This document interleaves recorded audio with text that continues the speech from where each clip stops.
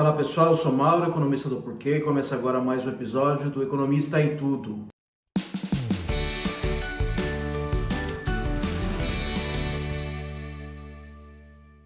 Esse aqui é o nosso 100º episódio. Gostaria de agradecer a quem nos acompanha aqui toda semana. A gente começou fazendo o programa aqui com o Gustavo Ferreira, faz mais de um ano isso, né? Aí o Gustavo acabou saindo do Porquê e eu tô tocando o programa sozinho aí nos últimos meses, né? No último ano até, né? Já faz bastante tempo já que a gente começou aqui, a gente tá chegando aqui no 100º programa. Eu que tinha medo de câmera, hoje consigo fazer quase tudo sozinho, né? Quase tudo não, né? Conto com o apoio da equipe do Porquê, né? Principalmente do William para fazer a edição dos vídeos. Mas foi um grande desafio para mim, uma coisa que eu acabei superando, que é esse medo da câmera. Ainda tem um monte de problema, mas acho que melhorou bastante. Apesar de eu estar bastante feliz, a gente está chegando aqui a 100 episódios do Economista em Tudo, que começou como Economia Tudo, e aí depois migrou para Economista em Tudo. Não tem muito motivo para comemorar sobre os acontecimentos da economia brasileira e economia mundial que a gente normalmente acompanha aqui toda semana, principalmente essa história do governo brasileiro, essa suspeita muito forte de que o governo brasileiro estaria manipulando dados do coronavírus. A situação do coronavírus na economia brasileira é caótica, ainda por cima o governo negando a gravidade do problema.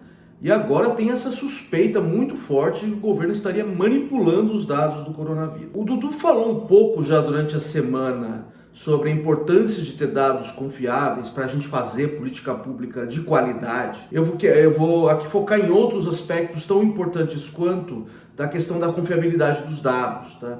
Então, primeiro, por que é importante para fazer política pública de qualidade? Porque o dinheiro público é escasso, então a gente precisa saber onde colocar esse dinheiro público e onde funciona. Que tipo de programa funciona? Por que eu colocaria dinheiro num programa A e não em um programa B? Se, por exemplo, o programa A não funciona, mas a gente só vai saber se funciona se a gente tiver dados confiáveis. Outro aspecto importante, porque a gente precisa ter dados confiáveis, é que o cidadão precisa cobrar o governo. E ele só consegue cobrar efetivamente o governo se ele tiver informações que são de qualidade na mão. Então, se ele não tiver essa informação de qualidade, fica muito difícil, tá? No limite, não só cobrar o governo, incentivar o governo a fazer a coisa certa, o governante a fazer a coisa certa, mas também na hora de votar. Com mais informação, o cidadão consegue votar melhor. E o interessante é que quem tem que prover esse serviço, quem tem que prover o dado é o próprio governo. E aí tem essa tentação do governo manipular o dado. A gente já viu coisas no passado, né? No passado recente até, para que a coisa não fique tão ruim para o governante, né? Então, por que é o governo que tem que produzir? Porque esse tipo de dado ele tem uma cara de bem público.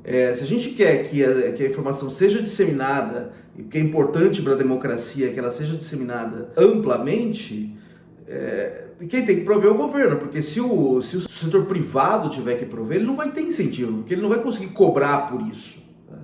Então, como não vai fazer dinheiro com a geração e disseminação de dados de maneira ampla, o incentivo a prover privadamente é muito baixo. Então, quem tem que fazer, no fim das contas, é o governo. O governo cobra imposto da população para poder prover esse serviço de geração de dados. E a gente precisa de órgãos bastante independentes para fazer isso, apesar de toda a tentação do governo. E é isso que está sendo quebrado aqui na crise do coronavírus. Essa tentação do governo em manipular os dados, primeiro em negar o problema, e agora com toda essa suspeita de que estaria manipulando o dado. Bom, além disso, tem problemas específicos associados ao coronavírus na geração e transmissão de dados de qualidade. Tá? Por quê? Porque esses dados eles mexem com o comportamento da população. E o comportamento da população, em última instância, afeta tanto a transmissão do vírus como os efeitos da economia. Tá? Por quê? Primeiro, tem muita gente, como eu já mencionei aqui em vídeos passados, o presidente Bolsonaro, apesar de ter perdido popularidade recentemente, ele ainda é um governante muito popular. Então muita gente leva a sério o que ele fala, leva a sério o que vem do governo federal.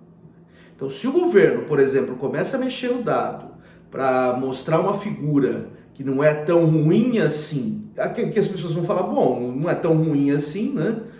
Então eu posso tomar atitude, não preciso tomar atitudes para me proteger e, na verdade, proteger os outros, né? Então as pessoas diminuem o incentivo, por exemplo, a lavar as mãos com frequência, a evitar contato social desnecessário.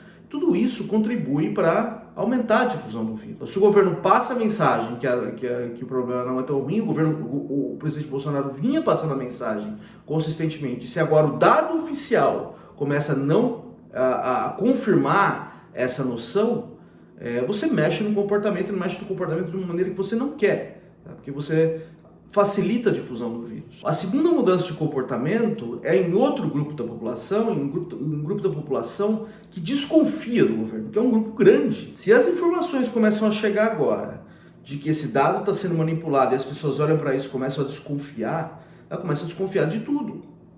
Tudo que vem do governo. Agora, pensa no mundo em que as coisas estão melhorando, que a gente espera que aconteça nos próximos meses.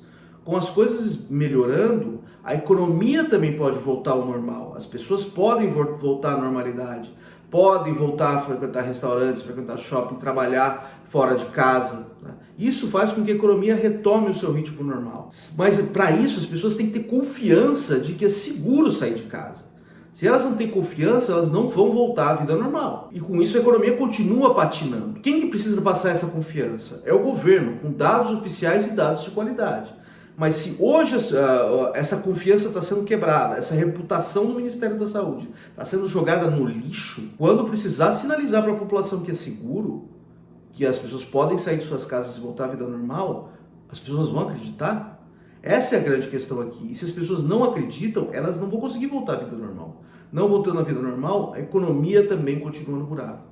Então, essas atitudes de hoje, elas minam a própria recuperação da economia lá no futuro. É isso aí, pessoal. Muito obrigado por ter assistido o vídeo. A gente volta a conversar mais na semana que vem. Dá uma olhada no nosso canal www.porquê.com.br, tem bastante conteúdo lá. A gente também está nas redes sociais, a gente está aqui no YouTube, no Facebook, no Twitter e no Instagram. E é isso aí, um abraço!